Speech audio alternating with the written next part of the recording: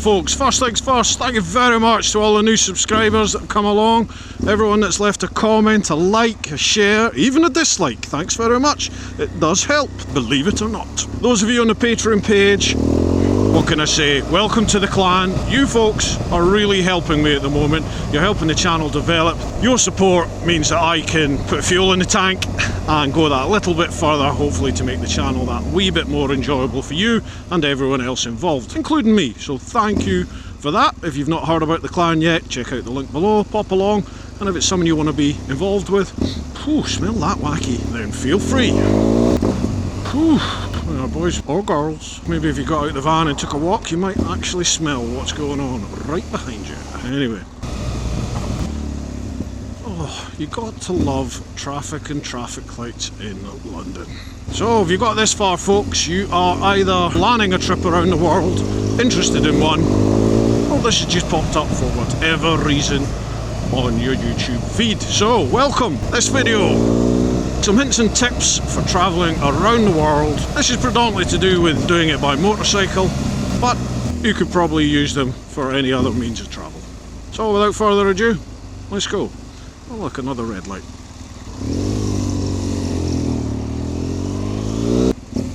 Oh look, another red light. Awesome. Obviously don't apply to you, pal, do they? So this seems like as good a place as any to start. Route. How do you plan your route? Well, that is entirely down to you, folks. Where do you want to go? What do you want to see? Who do you want to visit? Do you want to go on tarmac? Do you want to take trails? Do you want a combination of both? Where are you going? Are there even roads where you're going? Key to all this, folks, is research. And yet again, the mecca of overland travel, which is Horizons Unlimited, that is your baby. That's where you want to go. Your first port of call, and you can do plenty of research there. Get on the hub, ask some questions about where you're planning on going, and there will be, I will almost guarantee it, there will be people who have been there, probably been there fairly recently, and they can give you the most up-to-date, boots on the ground appraisal of what is going on. Other things, Google Maps. Believe it or not, Google Maps is a brilliant way to plot a generic route. They'll also give you a good idea as to border crossing points, transient points across seas, deserts, that sort of stuff. And from my experience, I learnt the hard way, if Google Maps won't plot a route, but you can see a road there, there's generally a reason why Google Maps won't plot a route. Maybe that road isn't yet built, as I found out in Laos. Check out this video. But yeah, for me, all I simply did was I bought a big old wall map of the world, put it up on my wall, stuck a pin at the start point, stuck a pin at the end point, which was one and the same for me, and then with some thread I put pins into all the points I wanted to visit, all the places I had to go, wound a pin round them, and my route sort of popped out. And from there I could then work out roads, what paths, what routes I would take, and you can go from there to work out how long places are going to take, rough fuel costs, all the like. Simple as that.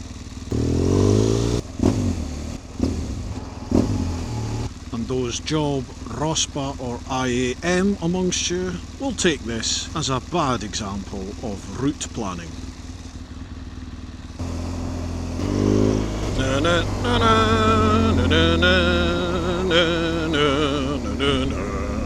Name that tune. It's a little tour of London landmarks. The Oval. I think that's the cricket. It is, isn't it?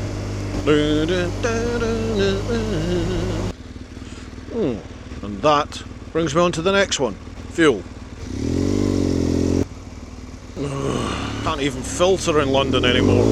Our glorious mayor, Sadiq Khan, he's reduced the width of the roads so much now. Not just with cycle lanes, but he's increasing the width of the pavement in loads of places. In a lot of places he's taken what was 2, sometimes 3 lanes and put them down to 1. With traffic islands in the middle. He's just totally screwed up the traffic in London. It's all part of his plan, really. They want to eliminate or ban private vehicles into the city centre of London.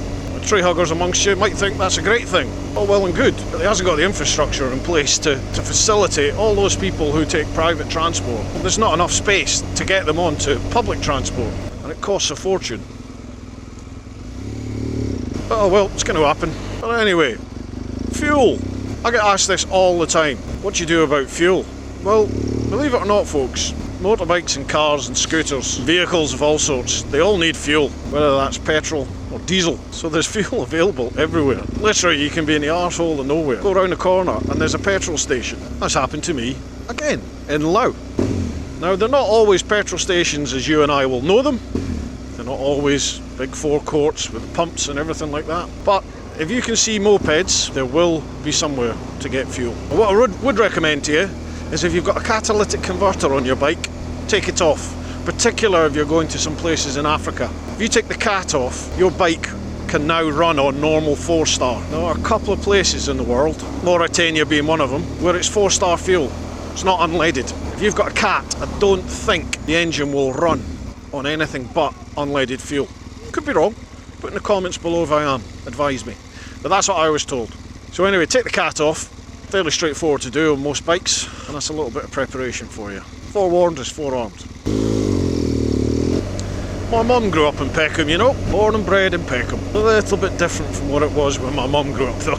I was stationed to Peckham, straight out of training school. Late term Peckham response team, first shift in the police. Baptism of fire. Now, this is quite a des-res place, you know. Lots of coffee shops, hipster bars, that sort of stuff. Sort of an up and coming area, a place to be seen. Unreal, because there was literally running gun battles here 10-15 years ago. Right here, Peckham High Street, I remember going to a call of a bloke going berserk in the job centre, just up there, with an axe. Literally turning up and having a woman with an axe in her back, right in there. And there was almost a riot because we had to cordon off the job centre and the people weren't happy that they couldn't pick up the gyro. Anyway, oh, interesting smells too. I'll tell you this, folks, if you can ride in London, you'll be able to ride anywhere in the world. There's not many places that are worse than London for congested traffic. There are a couple. I didn't get to India, but I certainly got to Jakarta, and that was pretty damn bad. It was just, there was no traffic movement, it was just gridlocked. Oh, funeral cortege. That's my old Nick right there, Peckham Nick. And my mum and all her family, they grew up in a place called Lugards Road, which is just up over the back there. Over the back there now. Prime example, used to be, I think, at least 3, if not 4 lanes, now 2. And obviously yet another brainwave is in the pipeline. I really, really need a pee. My back teeth are floating. Really need a pee.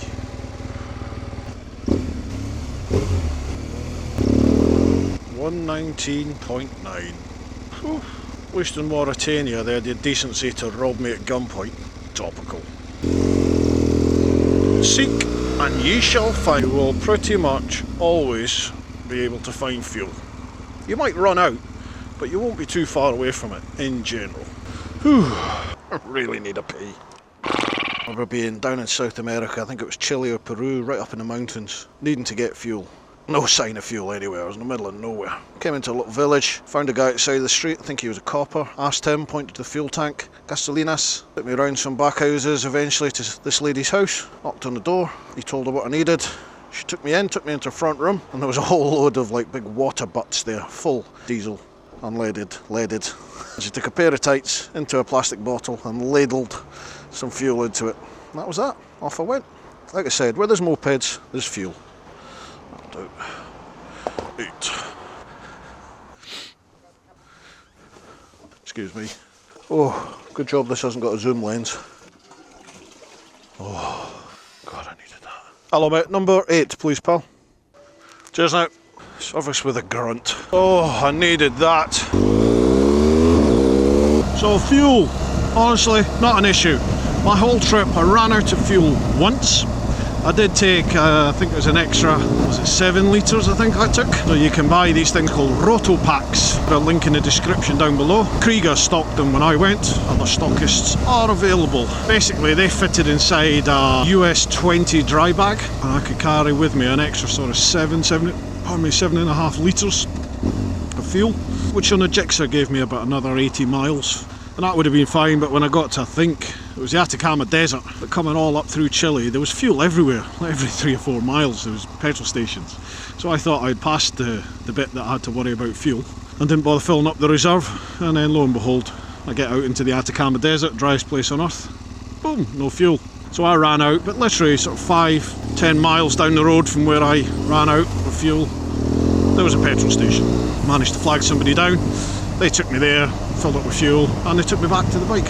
And these sort of things, it's an opportunity. When stuff like that happens, it's an opportunity for your trip to have developed. You're forced, your hand is forced to sort of meet people, engage strangers. And for me, that's what adventure travel is all about. Meeting the people, experiencing their country with them, through them.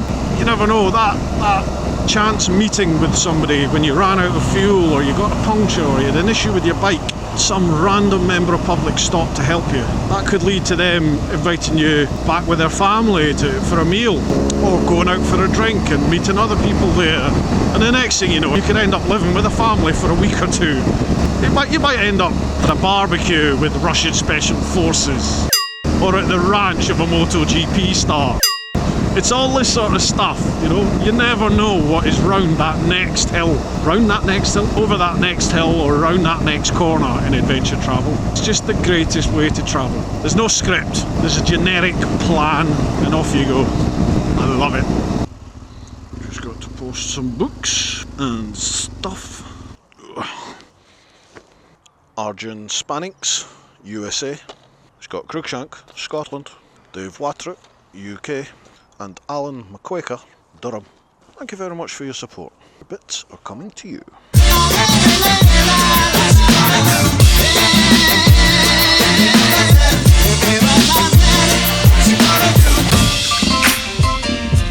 So like I was saying, folks, thank you very much for your support. Those of you who bought some of the merch, there's a whole new clothing line available now, so check out TeapotOne.com, pop to the shop and have a look, see if there's anything that you like. Thank you very much. Let's head home and we'll carry on with the hints and tips for travelling around the world.